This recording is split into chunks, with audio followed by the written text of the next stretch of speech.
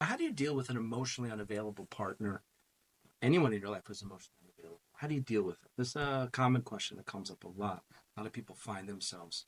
That may often be a pattern of yours. Is that a pattern of yours? Have you seen that quite a lot? As you think back about past partners, is there a certain similar theme or certain way in which you felt? How do you deal with this? How do you deal with an emotionally unavailable partner? So let's get clear about what I can control and I can't control, because ultimately we can't control another person. But I am going to give you some tips if you stick with me about how to use the opportunity to grow and heal yourself, which may change the person and then it becomes a relationship that could work. Or you get the clarity that it's time for you to go. Basically, you only can control yourself.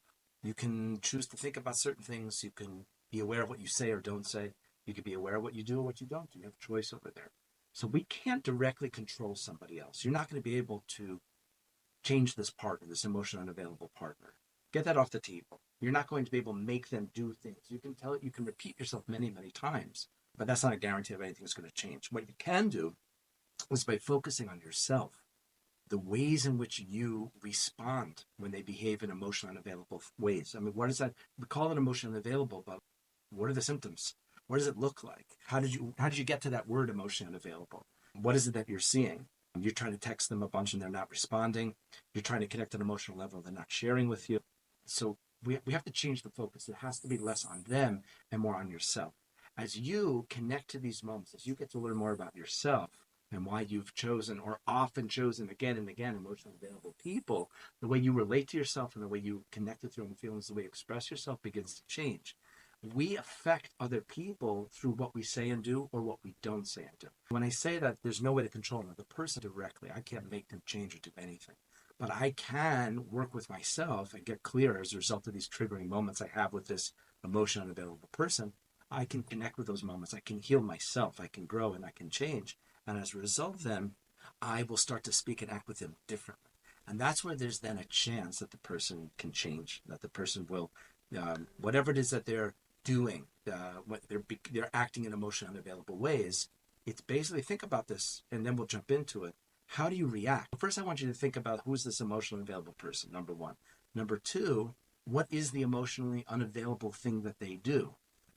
They're in touch with you, then they disappear for a while. They're around, they're not around. They say they're interested, then they back away for a while. What is the behavior? Is it texting? Is it phone? What is it you're seeing that's emotionally unavailable? And then how do you typically respond? It's very often about that. We think we have no control, but the people are doing these kinds of things, whether they realize it or not. Usually they don't realize it, but it's in order to get a certain response. So I want you to be aware of that.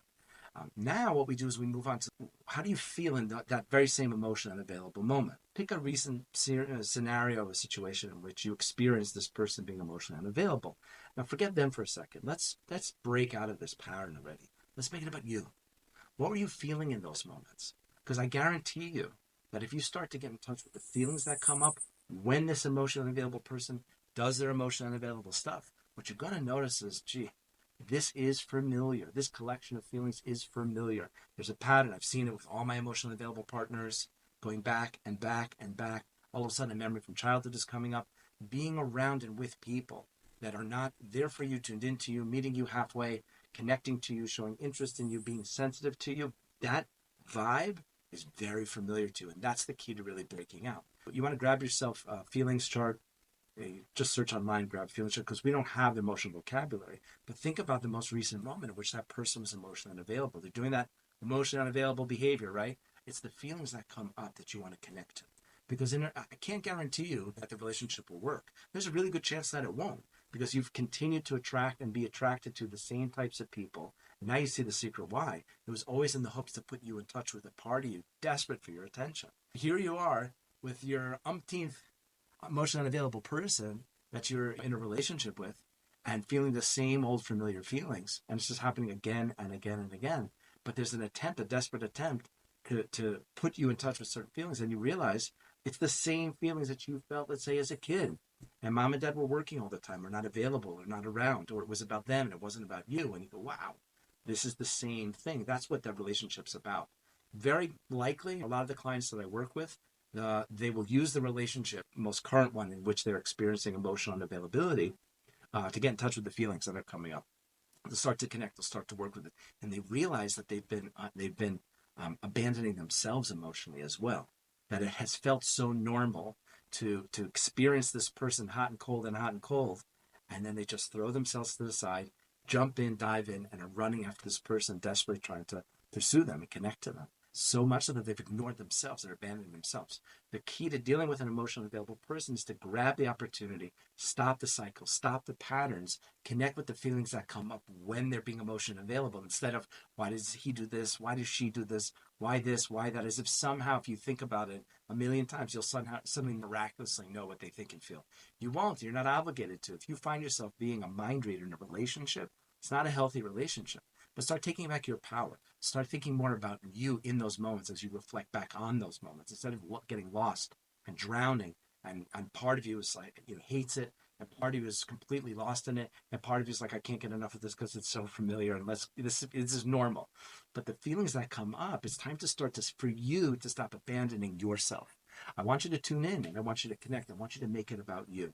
And what's going to happen is that as you do that, let's say once a day for 2 minutes, you're going to have an emotional connection time with yourself, showing up consistently, not abandoning that part of yourself, getting to know those feelings that come up, which is key, because most of us don't have an emotional vocabulary outside of happy, sad, angry. There's a really cool app called How We Feel. Whatever puts you face to face with a list of feelings so you can begin to accurately name the feelings that come up and really get to know them. But what's happened, look at the transition that just happened in that moment. Instead of constantly talking to your friends and wondering and worrying and why is this person so much unavailable, you took that very same moment and you made it about you. That's what I want you to do. I want you to start taking back your power. I want you to stop abandoning yourself. I want you to show up consistently for yourself emotionally. 5 seconds here and 10 seconds there. The truth is, once you get into it, it feels really good. The main thing is to be consistent, whether it's 10 minutes, whether it's 30 seconds, naming those feelings. But that's what you're going to see, is that all of your relationships had emotionally abandoning moments, partners doing things that were emotionally abandoning. And they may have been different in the different relationships, but now you have the key, because what connects them all is the feelings that keep coming up with all these people. Then all of a sudden, the more you dive into those feelings, you'll be aware of some memories of childhood that come up. You go, wow, this has really been a part of me for a long time. But the main thing is you've switched. You're not a victim. You're not abandoning yourself and desperately running after this person. You're not fully focused on you, tuned into you and connecting to you, taking back your power. And the more that you do that consistently, even if it's just a minute a day, using those very triggering, emotionally abandoning moments as opportunities to learn more about yourself, to build a better emotional relationship with yourself, which is really what therapy is all about. Then what you're going to notice naturally, like a ripple effect outwards, that impacts all your relationships, the way you speak and the way that you act with that person is going to start to shift and change. They'll do the same emotionally abandoning stuff, but it's just not as triggering anymore because you're already in touch with those very feelings that come up when they do the abandoning type stuff. So now they're doing it again, but it doesn't bother, it doesn't shake you, it doesn't faze you. You're aware of those feelings. And so you say things or you don't say certain things. You act and do things, or you pull back or you hold back from acting in certain ways differently than you always had all along with that person. And now there's a shift. And now you watch how the other person behaves over time. They may shift and change along with you. And then, very interesting, this is a potential relationship that could work. Or if they double down and stick it out and keep going in the same exact way, you have your answer. This is a relationship that's not going to work. It's time to go. And the more you continue to do the work, the less and less likely your inner attraction system is focused on getting you more emotionally unavailable people. What's going to happen is you're going to start to attract and be attracted to people who are much more present and can meet you in a relationship. You're also become more aware and sensitive and tuned in to identifying potentially emotionally abandoning type people. And now you made a shift and now you made a change. And that's how you deal with an emotionally abandoned person.